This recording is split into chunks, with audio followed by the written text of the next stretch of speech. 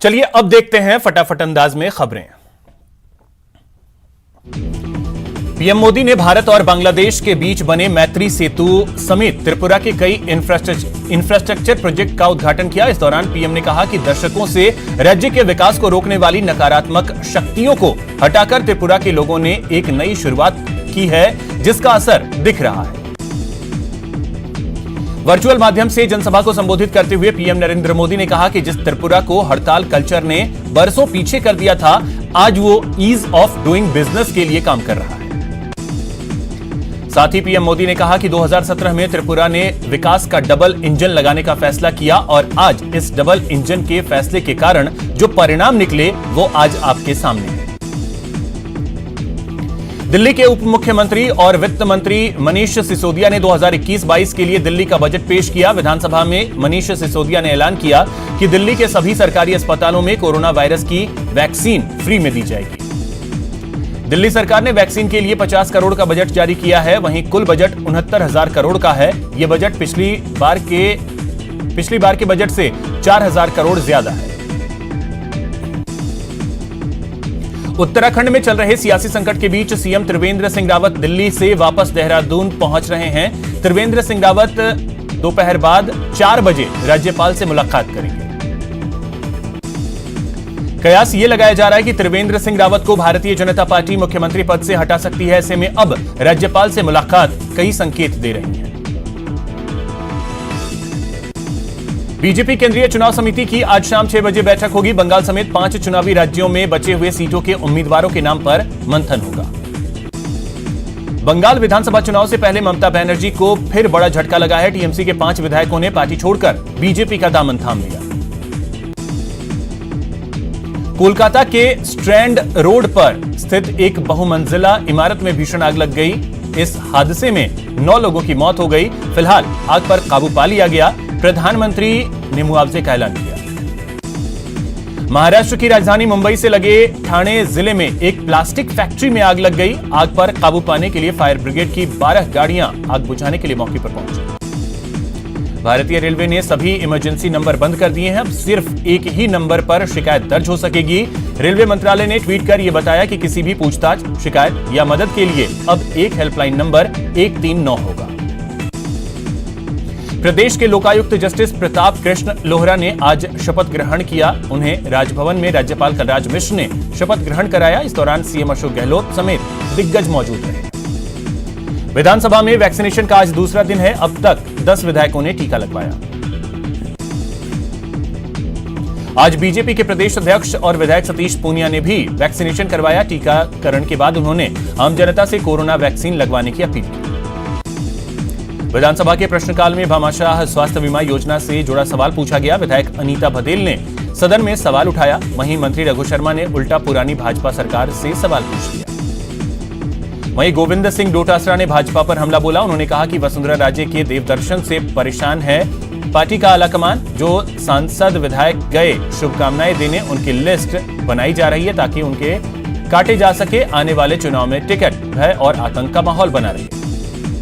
RLP संयोजक और नागौर सांसद हनुमान बेनीवाल दिल्ली में हैं। उन्होंने न्यूज 18 से खास बातचीत की, जिसमें उन्होंने कहा कि किसानों के लिए एनडीए गठबंधन से उन्होंने नाता तोड़ा है। साथ ही इस मौके पर उन्होंने उपचुनाव के लिए सभी 4 सीट जीतने का दावा किया।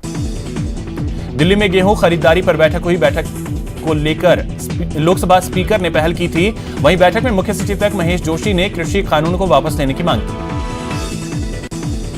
बीजेपी विधायक दल की आज बैठक होगी। विधानसभा की नापक्ष लॉबी में यह बैठक होनी है। सदन की कार्यवाही को लेकर आगे की रणनीति तय की जाएगी।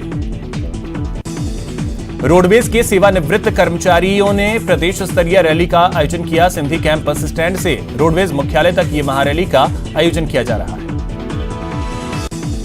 प्रदेश में पटवारियों का आंदोलन जारी है। पटवारियों ने कार्य बहिष्कार का निर्णय तो वापस ले लिया है, लेकिन अभी भी उनका विरोध प्रदर्शन जारी है। जोधपुर सेंट्रल जेल के प्रहरी भूख हड़ताल पर हैं। प्रहरियों ने मेस का बहिष्कार किया। ये लोग वेतन विसंगतियों को दूर करने की मांग कर रहे हैं। भीलवाड़ा के जेल में राज्य सरकार की ओर से मांगे नहीं माने जाने के विरोध में मेस कर्मियों ने हड़ताल शुरू कर दी है। इस दौरान उन्होंने मेस के बाहर ताला लगाकर प्रदर्शन किया। अजमेर में छात्र संगठन एबीवीपी ने अपनी विभिन्न मांगों को लेकर जिला कलेक्टर कार्यालय के बाहर विरोध प्रदर्शन किया। स्कॉलरशिप रोक देने की वजह से छात्र आक्रोशित हैं। जेईई मेंस का रिजल्ट जारी कर दिया गया है। जारी किए गए नतीजों में कोचिंग सिटी के छात्रों ने एक बार फिर बाजी मारी है। बाड़मेर में युवती के साथ रेप करने का मामला सामने आया है। पुलिस से मिली जानकारी के मुताबिक युवक ने सोशल मीडिया के जरिए युवती से दोस्ती की और उसे शादी करने का झांसा देकर उसके साथ रेप किया। युवती की रिपोर्ट के आधार पर महिला थाने में केस दर्ज कर लिया गया है और इस केस की जांच महिला सेल की डीएसपी सीमा चोपड़ा कर रही है। कोटा के बोरखेड़ा इलाके में प्रॉपर्टी डीलर पर फायरिंग के मामले में अभी तक पुलिस के हाथ खाली हैं। सोमवार देर रात प्रॉपर्टी डीलर साबिर हुसैन पर बदमाशों ने आपसी विवाद में ताबड़तोड़ फायरिंग की थी। जख्मी हालत में प्रॉपर्टी डीलर को एमबीएस अस्पताल में भर्ती करवाया गया था। इस वारदात के बाद पुलिस मौका मुआयना कर बदमाशों की तलाश में जुटी है। भरतपुर के हिंडौन के नई मंडी इलाके में जमीन विवाद को लेकर दो पक्षों में खूनी संघर्ष हो गया, जिसमें एक पक्ष के पिता और दो पुत्र घायल हो गए।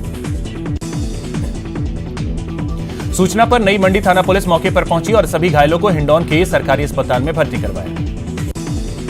अजमेर गैंगरेप मामले में पुलिस ने बड़ी कार्रवाई की है। मामले में पुलिस ने कुछ संदिग्धों को हिरासत में लिया है। संदिग्धों की शिनाख्त परेड कराई जाएगी। अलवर जिले में थाने में महिला से दुष्कर्म मामले को लेकर बीजेपी युवा मोर्चा ने विरोध प्रदर्शन किया। भारतीय जनता पार्टी युवा मोर्चा के प्रदेश अध्यक्ष हिमांशु शर्मा के नेतृत्व में दोषी पुलिसकर्मियों के खिलाफ नारेबाजी की।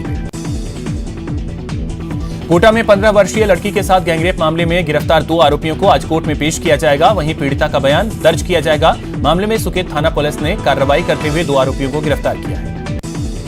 झालावाड़ में डाक पार्सल ट्रक कंटेनर की आड़ में गौ तस्करी का मामला सामने आया है। गौपुत्र सेना के कार्यकर्ताओं ने शहर के कोटा रोड इलाके से गौ तस्करी की सूचना पर एक डाक पार्सल लिखे हुए कंटेनर को पकड़ा, जिसमें से 45 से ज्यादा गौवंश मुक्त करवाए गए। भरतपुर की सेवर थाना पुलिस ने डकैती के मामले में फरार चल रहे एक आरोपी को गिरफ्तार करने में सफलता हासिल की है। पुलिस ने आरोपी अशोक को गिरफ्तार किया। भरतपुर की सेवर थाना पुलिस ने डकैती के मामले में फरार चल रहे एक आरोपी को गिरफ्तार किया। उदयपुर के देबारी इलाके में उस समय सनसनी फैल गई जब नाले में युवक का शव पड़ा हुआ मिला। जिंक चौराहे के पास लोगों ने नाले में शव पड़ा हुआ देखा। अजमेर सिविल लाइन क्षेत्र में एक बार फिर ऑनलाइन ठगी की वारदात सामने आई है, जिसमें शातिर बदमाश ने एक महिला का एटीएम कार्ड बदलकर उसके खाते से 50,000 रुपए निकाल लिए। पीड़िता की रिपोर्ट पर पुलिस ने मामला दर्ज कर जांच शुरू कर दी है। भरतपुर की नदबई थाना पुलिस ने अवैध गांजे के मामले में फरार चल रहे आरोपी को गिरफ्तार किया है। पुलिस ने कट्टों को कब्जे में लिया है और फरार आरोपी नरेंद्र सिंह को गिरफ्तार किया है। बीकानेर पुलिस ने घर से लापता हुए 4 बच्चों को तलाश लिया है। सोमवार शाम 4 बच्चे अचानक गुम हो गए थे। इसकी जानकारी मिलते ही फौरन पुलिस ने बच्चों की तलाश शुरू कर दी। अजमेर में मोबाइल चोरी की वारदात सामने आई है। अजमेर के दरगाह थाना इलाके में हुई दिन दहाड़े मोबाइल चोरी की घटना के कुछ सीसीटीवी फुटेज भी सामने आए। जोधपुर में बाइक चोरों का आतंक जारी है। यहां एक चोर ने सरेआम बाइक चालक के सामने ही उसकी बाइक चुरा ली। चोरी की यह वारदात सीसीटीवी कैमरे में कैद हो गई। बारा के सीताबाड़ी में हाई वोल्टेज ड्रामा देखने को मिला जब मंदिर में दर्शन करने आए श्रद्धालु की मोटरसाइकिल को एक सिरफिरे ने जला दिया, जिसके चलते मोटरसाइकिल पूरी तरीके से जलकर खाक हो गई। भीलवाड़ा में दबंगों की दबंगई देखने को मिली है। गठीला खेड़ा में कुछ दबंगों ने कालबेलिया समाज की झुग्गी झोपड़ियों को जलाकर खाक कर दिया। भीलवाड़ा में ट्रॉले ने कार को टक्कर मार दी। हादसे में 3 महिला की मौत हो गई। विजयनगर चौराहे पर यह हादसा हुआ। अजमेर से भीलवाड़ा की ओर आ रही कार को पीछे से आ रहे ट्रेलर ने टक्कर मार दी, जिससे कार सवार 3 महिलाओं की मौत हो गई। कालबेलिया समाज 40 सालों से रह रहा था। पीड़ित लोगों का आरोप है कि कुछ दिनों से आसपास के लोग उन्हें परेशान कर रहे थे। बीकानेर के श्री डूंगरगढ़ में ट्रेलर और स्विफ्ट कार के बीच बड़ा हादसा होते होते टल गया, जिसमें कार चालक की लापरवाही सामने आई।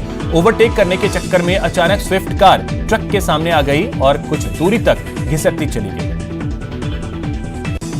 पूरी घटना सीसीटीवी कैमरे में कैद हो गई। पुलिस ने दोनों वाहनों को सड़क के किनारे करवाया। गनीमत यह रही कि इसमें कोई जनहानि नहीं। यहां रुकेंगे एक छोटे से ब्रेक के लिए।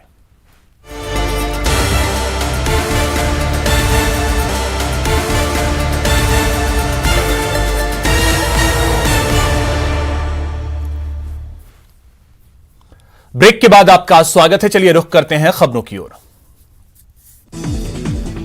भरतपुर में सरसों के दामों में सीजन के समय भी लगातार बढ़ोतरी हो रही है। भाव 5350 रुपए तक पहुंच गए हैं। हालांकि सरसों मंडी में सरसों की आवक हो रही है, लेकिन भाव दिन प्रतिदिन बढ़ते ही जा रहे हैं।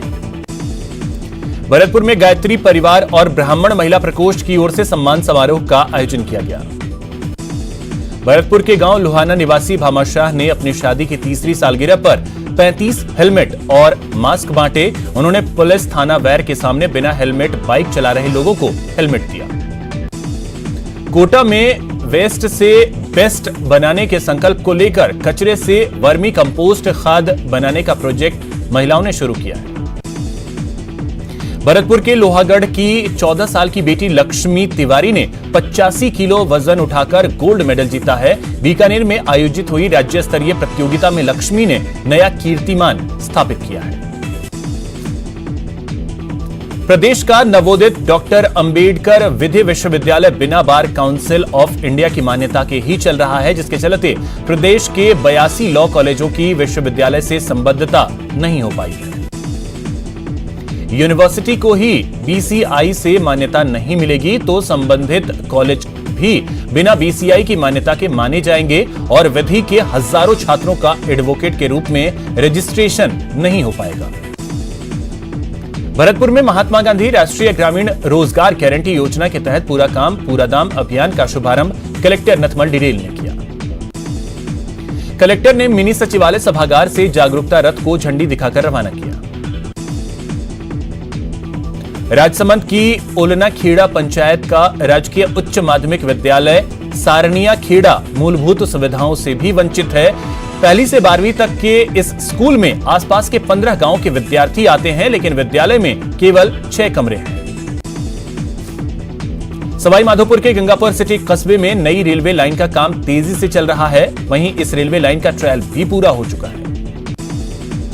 वहीं यहां रिको एरिया से होकर गुजरने वाले रेलवे लाइन के कारण रिको एरिया में रहने वाले वार्ड 45 के बाशिंदों के लिए रास्ता नहीं के बराबर बचा है।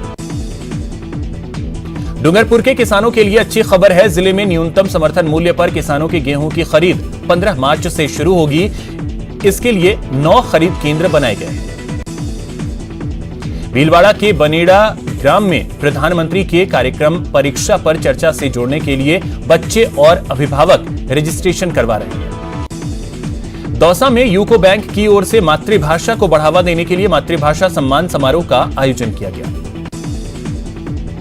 भरतपुर में महात्मा गांधी राष्ट्रीय ग्रामीण रोजगार गारंटी योजना के तहत पूरा काम पूरा दाम अभियान का शुभारंभ किया गया। भरतपुर के बयाना उपखंड के वैर, भुसावर और नदबई इलाके में बरसात के साथ ओलावृष्टि हुई, जिससे किसानों की फसल बर्बाद हो गई।